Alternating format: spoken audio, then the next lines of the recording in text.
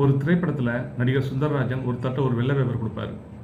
கொஞ்ச நேரம் கழிச்சு அதில் ஒன்றும் இல்லை, அதை கீழே போட்டுரு அப்படின்னு சொல்லுவார்.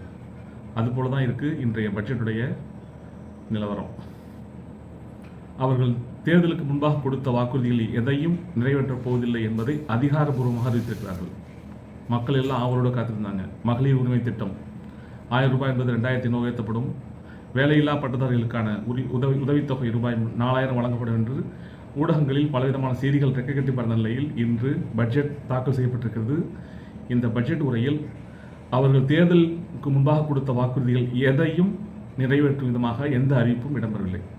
2 திட்டங்களை மட்டும் அறிவிச்சிருக்காங்க. அது என்னன்னாக்கா, தாய்மாமன், அதாவது பிறக்கும் குழந்தைகளுக்கு 1 கிராம் மோதிரம், அது அந்த திட்டமும். அப்புறம் பார்த்தீங்கன்னா அண்ணன் சீர், அதாவது திருமணமாகும் பெண்களுக்கு ஒரு சவரன் தங்க நாணயம் மற்றும் ஒரு பட்டுப்புடவை, இந்த திட்டத்தை மட்டும் தான் அறிவிச்சிருக்காங்க. அதை தவிர்த்து மற்ற மக்கள் எதிர்பார்ப்போடு காத்திருந்த எந்த திட்டத்தையும் இந்த பட்ஜெட் உரையில் நிறைவேற்றப்படவில்லை, அறிவிக்கப்படவில்லை.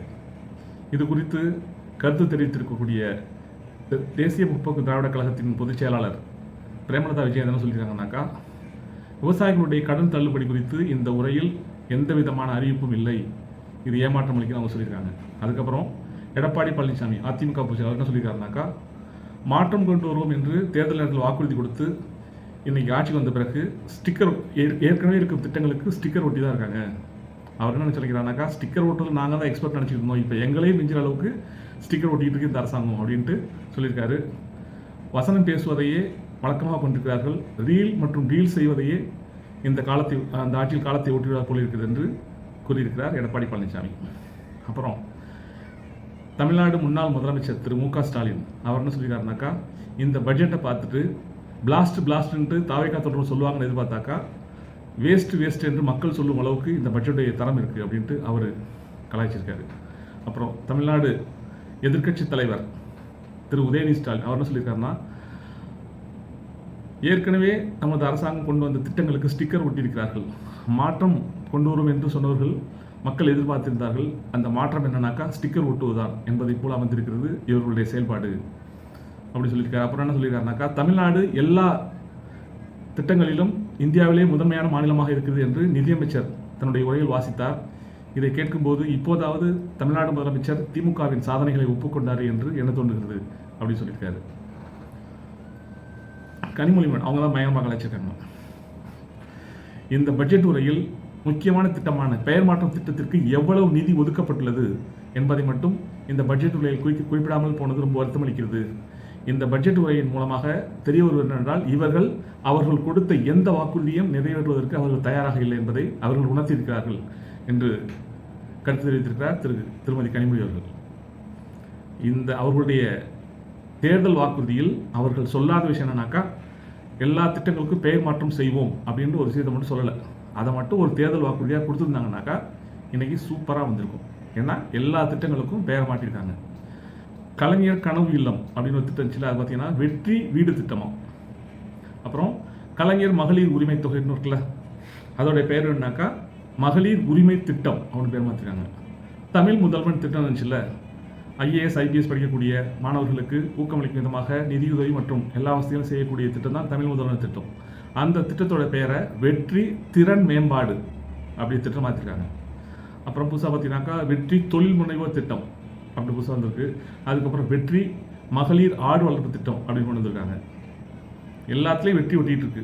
வெற்றி என்றால் விஜய், அவருடைய பேரை அதில் மென்ஷன் பண்ணிடுறாரு. விஜய் ஆடு வளர்ப்பு திட்டம், விஜய் வீடு திட்டம்னு சொன்னாக்கா மக்கள் டேரெக்டாக கலாய்ப்பாங்க. அப்படிங்கிறனால விஜய் என்ற பேருடைய இன்னொரு பேர் வெற்றி அதை மென்ஷன் பண்ணி இந்த திட்டத்துக்கு எல்லாம் மென்ஷன் பண்ணி கொண்டு இருக்காங்க. அப்புறம் இன்னொரு விஷயம் என்னன்னாக்கா, ஏற்கனவே மீனவர்களுக்கான மீன்பிடி தடை காலத்தில் அவர்களுக்கு ஒரு குடும்பத்திற்கு 8000 ரூபாய் வழங்கப்பட்டிருந்தது. அந்த விஷயத்தை தேர்தல் சமயத்தில் பிரச்சாரம் செய்த திரு விஜய் என்ன பேசினார்னாக்கா, இப்பொழுது ஒரு குடும்பத்திற்கு 8000 ரூபாய் வழங்கப்படுகிறது, நாங்கள் ஆட்சிக்கு வந்த பிறகு அந்த மீன்பிடி தடை காலத்திற்கான நிதியை 20000 ரூபாயாக உயர்த்தோன்னு அவரே பிரச்சாரம் பண்ணி பேசியிருக்காரு. இன்னைக்கு இந்த பட்ஜெட்டில் என்ன சொல்லிக்கிறாங்கனாக்கா, ஏற்கனவே இந்த திட்டத்திற்கு மாதத்திற்கு 6000 ரூபாய் மீன்பிடி தடைக்கால நிதியாக வழங்கப்படுகிறது, அதை 7000 ரூபாயாக உயர்த்தியிருக்கிறோம் அப்படின்ட்டு நியூஸ் வாசிச்சிருக்காரு நிதியமைச்சர் மரிய வில்சன். இந்த பட்ஜெட் உரையில் ஒரு முக்கியமான அம்சம் என்னன்னாக்கா, இடைக்கால பட்ஜெட் தாக்கல் செய்யும்போது, அதாவது வெள்ளை அறிக்கை தாக்கல் செஞ்சார்ல, அப்போ ரொம்ப தடுமாறினார். இவர் தமிழ் பேசவே அவ்வளோ திணறினார். இப்போ இந்த பட்ஜெட் உரையில் அவருடைய தமிழ் கொஞ்சம் இம்ப்ரூவ் ஆயிருக்கு. ஒரு 10 நாள் ப்ராக்டிஸ் எடுத்துக்கிறான் நல்ல விதமாக தமிழை படிக்கிறதுக்கு, பேசுறதுக்குல தமிழை பார்த்து படிக்கிறதுக்கு ப்ராக்டிஸ் எடுத்துருக்காரு. இப்படி தான் இந்த பட்ஜெட் உரையுடைய அம்சங்கள் வெளியே வந்திருக்கு. அவர்கள் கொடுத்த எந்த வாக்குறுதியும் என்ன சொன்னார் திரு விஜய் அவர்கள், நான் ஆட்சி அமைச்ச அடுத்த நிமிஷம் அடுத்த நொடி தமிழ்நாடு முழுவதும் பெண்கள் எந்த பஸ்ஸில் வேணாலும் ஏறி தமிழ்நாடு முழுவதும் இலவசமாக பயணம் பண்ணலாம் அப்படின்னு சொல்லியிருந்தார். அந்த திட்டம் குறித்து எந்த விதமான ஒரு அறிவிப்பும் வரல. ஏற்கனவே இருந்த மகளிர் விடியல் பயணம் இந்த திட்டத்தின் பெயரை மகளிர் பயணம் என்று பெயர் மாற்றம் பண்ணியிருக்காரு.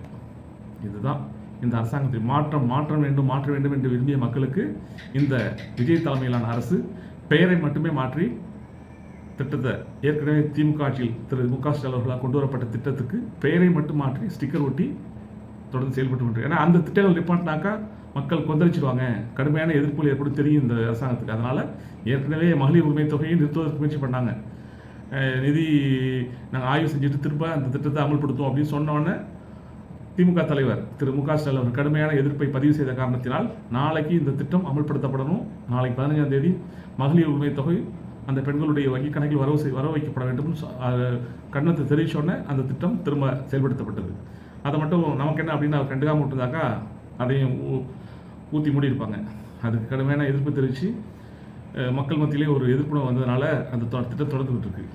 ஸோ இது வந்து ஏற்கனவே சோபா மாடல் அரசு என்ற ஒரு பேர் வாங்கியிருக்காங்க. இப்போ பார்த்தீங்கன்னா ஸ்டிக்கர் மாடல் அரசு அப்படின்ற ஒரு பேரையும் இந்த விஜய் அரசு இன்று தாக்கல் செய்யப்பட்ட பட்ஜெட்டின் மூலமாக வெளிப்படுத்தியிருக்கிறது. இவங்க வந்து போன தேர்தலுக்கு முன்பாக மட்டும் திட்டங்களுக்கு நாங்கள் பெயரை மாற்றுவோம்னு ஒரு வாக்குறுதியை மட்டும் கொடுத்தாங்கனாக்கா அதை மட்டும் இப்போ அவங்க செஞ்சுட்டு இருக்கிறதுனால 100% சூப்பராக அமல்படுத்திட்டாங்கன்னு அவங்க பாராட்டலாம்.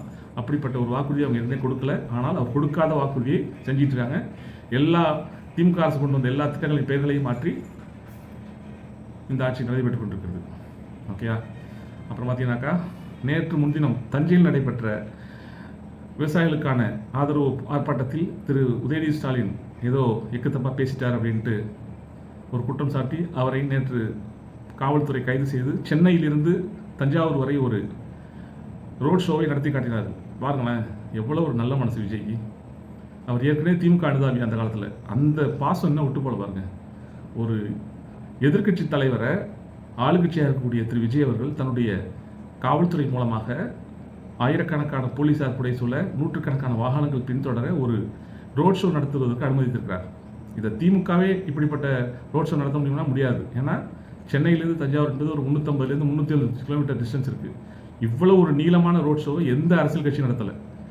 ரோட் ஷோவுக்கு பெயர் பெற்ற புகழ் பெற்ற திரு நரேந்திர மோடி கூட இப்படிப்பட்ட ரோட் ஷோ நடத்தினதில்லை.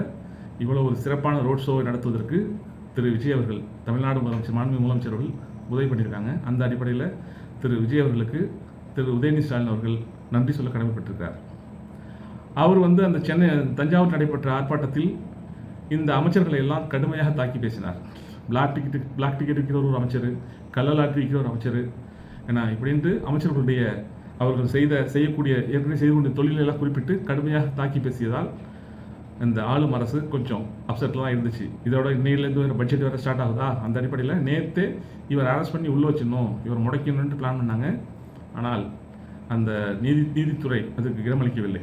இந்த கோர்ட்டில் போய் இந்த கேஸெல்லாம் நிற்காது, அவரை வந்து இந்த ஈவினிங்குள்ளே எனக்கு ரிலீஸ் பண்ணி ஆகணும் அப்படின்னு கடுமையான ஒரு எதிர்வினை ஆற்றியது விளைவாக காவல்துறையே அவங்க சொல்லிட்டாங்க, காவல்துறை ஜாமீன்லேயே அவர் வெளியிட்டுருவோம் அப்படின்ட்டு தஞ்சாவூர் வரை கொண்டு வந்து 1.5 மணி நேரம் விசாரணை நடத்தின பிறகு அவர் நேற்று இரவு 8 மணிக்கு மேல் விடுவிக்கப்பட்டார் காவல்துறையிலிருந்து. அவர் என்ன பேசினார், அது எப்படியெல்லாம் கட் பண்ணி காப்பி பண்ணி பேஸ்ட் பண்ணி அந்த அவர் ஒரு ஆபாசமாக பேசியதை போல ஒரு சித்திரத்தை உருவாக்கினார் என்பதை ஒரு பெண்மணி ஒரு வீடியோ போட்டிருக்காங்க.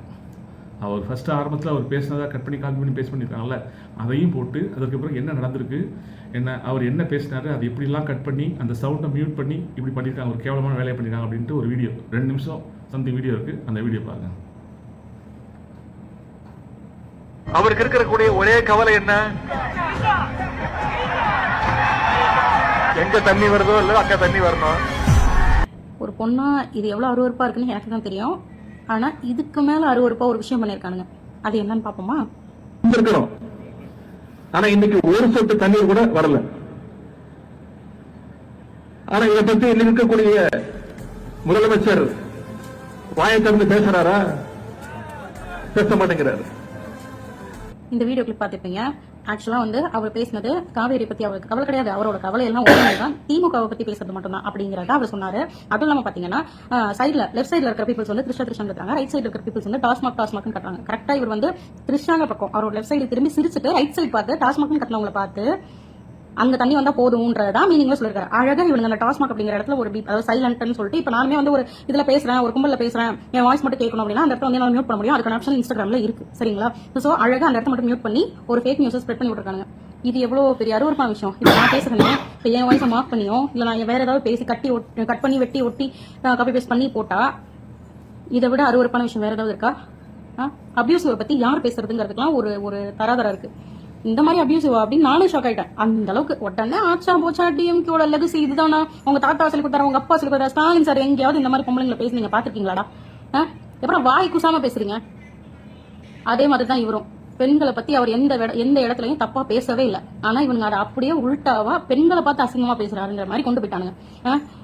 நம்ம இருமலுக்கு உடனே அப்படியே இப்பதான் உயிர் தகுந்த மாதிரி கோவம் வருது. உங்களுக்கு எல்லாம் வந்து சட்டசபைக்குள்ள வர்றதுக்கே வந்து தகுதி கிடையாதுன்னு. தகுதியை பத்தி யார் பேசுறது? அபியூசிவ் மட்டுமே ஒரு பெரிய டேக் மார்க்கா இருக்கக்கூடிய டிவி கேல இருக்கிற நீ வந்து அபியூசிவ் பத்தி பேசுற. உங்க மேலே அபியூசிவ் வழக்கு இருக்கு சார், தெரியும்ல? போய் பாருங்க, உங்க முதுக ஃபர்ஸ்ட் திரும்பி பாருங்க, அப்புறம் அடுத்தவங்களை சொல்லலாம்.